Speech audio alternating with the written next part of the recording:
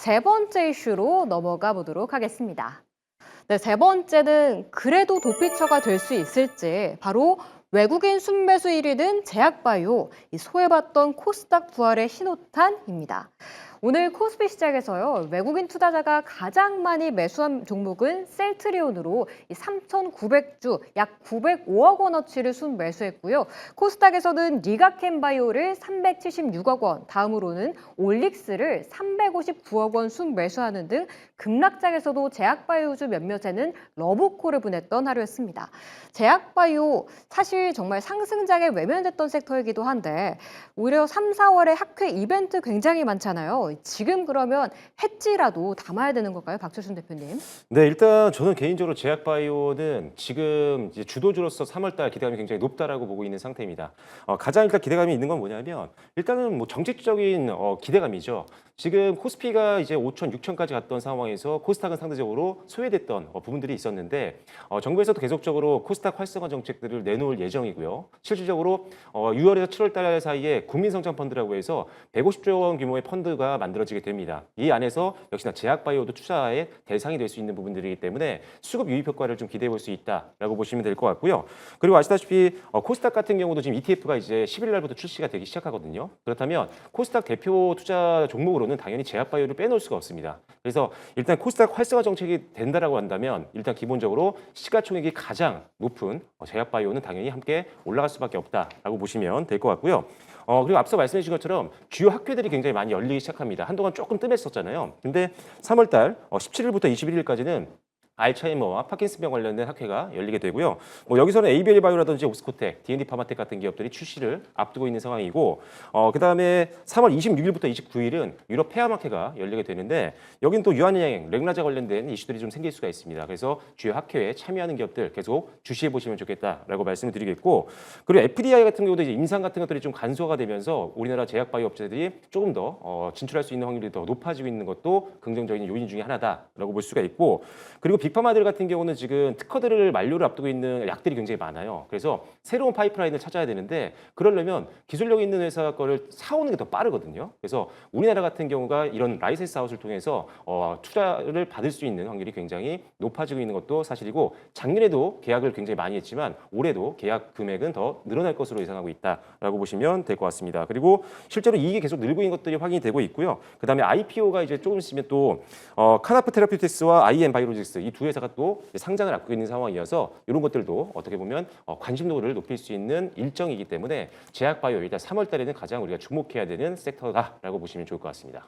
방산하면 송유리였듯이 제약바이오하면 박철순 대표님이 좀 떠오르는 섹터이기도 하거든요. 이 3, 4월에 이벤트가 많은 만큼 지금 눈여겨봐야 한다라고 좀 짚어주셨다는 점 기억해 보시길 바랄게요. 그럼 이제 송률 전문가님의 제약바이오에 대한 의견도 궁금하거든요. 실적 좋아하시니까. 근데 실적이 안 나오는 종목들도 코스닥에는 굉장히 많잖아요. 그러면 오히려 시선을 돌려서 셀트리온이나 삼성바이오로직스 같은 코스피 제약바이오 쪽으로 눈을 돌려보는 건 어떤가요? 뭐 CDMO 쪽도 좋은데요. 무조건 이제 코스피냐 코스닥이냐 이거 따지는 것보다는 지금 여러분들도 아시겠지만은 최근에 이제 외국인 순환매가 돌고 있습니다. 근데 도는 종목들 특징을 보시면요. 실적 가이던스가 뚜렷한 종목 그리고 파이프라인의 주목도가 높은 종목입니다. 그래서 마냥 우리가 제약바이오라고 해가지고 담을 게 아니라 실적 가시성과 파이프라인에 대한 기대감이 남아있는 종목들 체크하시면 좋을 것 같고요. 뭐 예를 들면은 지금 최근에 순환매 돌고 있던 것 중에 하나가 앞전에 이제 우리가 한 2달 전만 보더라도 전반적으로 약간 플랫폼 기업들 한번 순환매가 돌았었는데요. 전반적으로 조정을 받고 있습니다. 대표적으로 알지노믹스 요즘 말씀을 드렸는데 알지노믹스 같은 경우도 거의 한 2달 정도 가격 조정, 기간 조정을 받으면서 지금 최근에는 거래량이 더해지고 있습니다. 이런 이제 플랫폼 기업도 좋고 우리가 또 빼놓을 수 없는 게 뭐냐면은 비만 관련주입니다. 비만 관련주인데 뭐 한미약품이라든가 이제 관련 종목들은 많이 시세 분출이 됐습니다. 상대적으로 안 오른 종목을 공략을 하셔야 되는데 HLB, 펩 이런 종목도 나쁘지가 않습니다. 그러니까 비만 치료제의 소재 GLP-1 계열을 이제 우리가 선도 기업으로 알고 있는 기업인데 이런 종목도 지금 차트적으로 보면은 거의 바닥권에 있습니다. 그래서 GLP-1에 대한 기대감이 이제 막 반영이 되고 있기 때문에 상대적으로 덜 오른 비만 치료 관련주 이런 것도 체크하시면 좋을 것 같고요. 가장 중요한 거는 뭐 실적이 안 나오더라도 일단 중요한 거는 파이프라인입니다. 그냥 무작정 있는 자금으로 연명하는 기업들이 있어요. 약간 시총 작은 기업들의 특징인데 우리가 제약바이오 변동성이 크다고 인식하는 게 뭐냐면은 약간 유동성 안 좋은 기업들이 계속해서 유상증자라든지 시비 발행을 하기 때문입니다. 그러니까 그런 기업 기업들 피하시고 실적과 파이프라인에 주목하시면 좋을 것 같습니다. 네, 비만 치료제 눈여겨보면 좋겠고 실적도 좋지만 파이프라인이 살아있는 종목들 좀 발굴해보자라고 이야기 주셨네요. 제약바이오도 제약바이오지만 코스닥 안에서는 2차 전지도 한 축을 크게 자리하고 있잖아요. 다음 주에 또 인터배터리가 열릴 예정인데 2차 전지 관련주 같은 경우에 오늘 에코프로를 비롯해서 많이 급락했거든요. 그러면 오늘이 기회였을까요, 박철순 대표님? 저는 사실 2차전지도 조금 전에 말씀드렸던 제약 바이오와 함께 지금 코스닥 활성화 정책의 가장 큰 수혜를 볼 수 있는 대표 섹터로 보고 있는 거고요. 일단 뭐 전기차 캐즘이 뭐 지금 뭐 갑자기 해결되고 이런 분위기는 아니거든요. 그런데 이런 캐즘을 우리가 좀 그래도 상쇄시킬 수 있을 만한 상승 모멘텀들이 굉장히 많아지고 있습니다. 방금 말씀드린 정책적인 모멘텀도 있겠지만 일단 기본적으로 ESS 쪽에서 즉 에너지 저장 장치가 지금 AI 시대에서 계속 굉장히 중요성이 강조가 되고 있고 수요가 급성장을 하고 있는데 이 ESS 쪽에서 계속적으로 매출이 나오기 시작하면서부터 전기차 캐즘으로 인한 손실을 어느 정도 만회를 해주고 있는 것들이 확인이 되고 있기 때문에 기존보다는 캐즘만 있을 때보다 훨씬 더 지금 상승에 대한 기대감이 높은 상황이다라고 보시면 되겠습니다.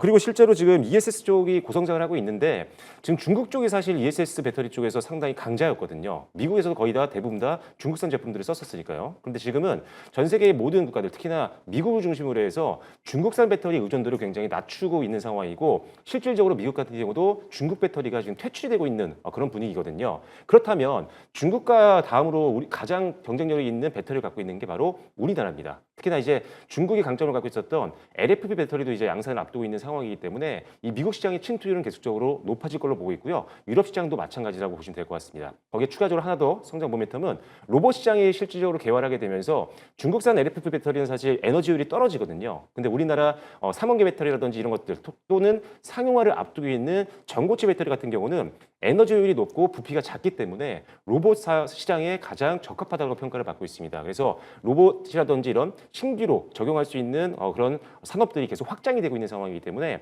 2차 전지는 작년보다 재작년보다 지금이 더 기대감이 높아지고 있어서 그리고 정책에 대한 수혜가 기대가 되기 때문에 3월부터는 2차 전지와 그다음에 제약바이오 계속 보시면 좋을 것 같고요. 지금 낙폭이 조금 완화되고 나서 신규 매수를 한번 고려해 보시면 좋을 것 같습니다.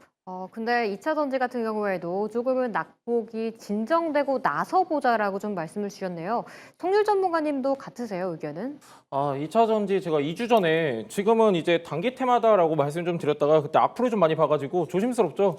2차 전지 같은 경우는 여러분들 이렇게 보셔야 됩니다. 지금 상반기 같은 경우는 바닥을 확인하는 구간이다. 그리고 하반기 같은 경우는 실적을 확인하는 구간, 그리고 내년 같은 경우는 업황을 재평가하는 구간이다. 이렇게 좀 말씀드리고 싶고요. 저도 이제 매니저님 의견에 동감합니다. 아직까지 뭐 악성 재고 배터리 같은 경우는 남아있는 상황이에요. 이게 업황이 개선되려면 시간이 필요합니다. 다만 하반기 같은 경우는 ESS 모멘텀이 본격적으로 실적으로 반영이 됩니다. 그래서 하반기 같은 경우는 기대해 볼 수 있는 요소가 있고 일단 가장 중요한 건 업황이 개선이 돼야 되는데요. 지금 당장에 우리가 크게 업황을 기대할 수 있는 요소는 사실 없습니다. 그래서 어느 정도 내가 시간적 여유가 있다 하시는 분들 같은 경우는 지금 저점 분할 매수 전략 들어가셔도 좋고요. 다만 단기적으로 우리가 크게 기대하기는 어렵다. 이 정도 참고하시면 좋을 것 같습니다. 아직 단기 테마라는 의견에 큰 변화는 없으나 좀 변화가 생기면 말씀해 주시겠다라고 좀 이해해봐도 될 것 같네요. 근데 이제 또 시장에 대한 이야기를 조금 더 들어가 보자면 아까 코스닥 하면 정책 모멘텀을 빼놓을 수 없잖아요.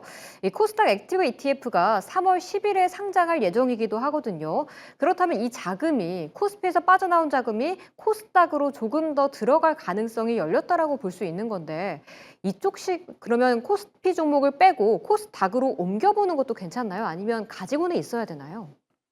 박철순 대표님. 네, 일단은 지금 액티브 ETF가 지금 이번 달 10일 날 이제 삼성 자산운용이랑 그다음에 타임포드이 운영해서 이제 출시를 앞두고 있는 상황이고 그 이후에 또 릴레이로 나올 예정입니다. 근데 이게 액티브 ETF 같은 경우가 지금 코스닥을 대상으로 하고 있는 건데 기존에 이제 패시브 같은 경우는 전반적인 이제 기초자산 코스닥 전체에다가 베팅한다라고 한다면 액티브 펀드 같은 경우는 일단 펀드 매니저분들이 일단 알짜 기업들을 선별적으로 집중 투자를 할 수 있는 그런 상품이라고 보시면 될 것 같아요. 특히나 지금 코스닥 쪽에 맞춰서 액티브 ETF가 나온다는 것 자체가 그만큼 코스닥 시장에 대해서 굉장히 긍정적으로 평가를 하고 있다라고 볼 수가 있는 거고 그리고 앞서 말씀드린 것처럼 뭐 국민성장 펀드라든지 기타 코스닥 쪽에 굉장히 우호적인 수급을 만들어줄 수 있는 상품들이 계속 연이어서 출시를 앞두고 있는 상황입니다. 그래서 정책적인 수혜도 받을 수 있는 코스닥 부분이기 때문에 일단 기본적으로 저는 개인적으로는 어느 정도 코스피 쪽에서 수익을 내셨다면 어느 정도 비중을 조금 줄이셔서 수익을 좀 챙기시고 그리고 코스닥 쪽으로는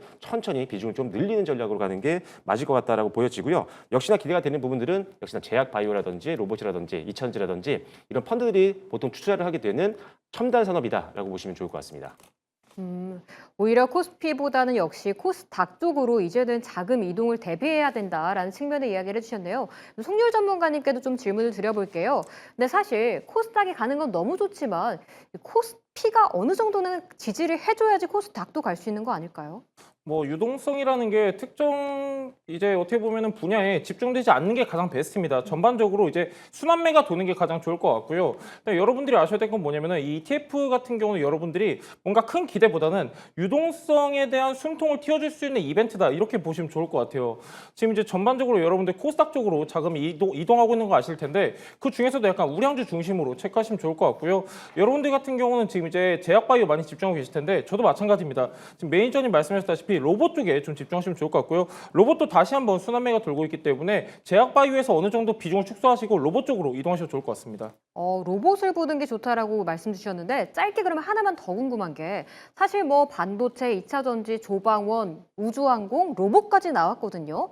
그럼 여기서 이 섹터 중에 좀 우리가 그래도 이게 불안하기 때문에 좀 정리할 만한 섹터는 우주항공밖에 없나요, 송률 전문가님? 예, 맞습니다. 우주항공 최근에 이제 이벤트도 많았기 때문에 지금 거의 다 고점을 찍고 조정받고 있는 구간입니다. 그래서 우주항공 비중이 굉장히 크신 분들 같은 경우는 제가 아까도 말씀드렸습니다. 안전한 도피처가 절대 될 수가 없어요.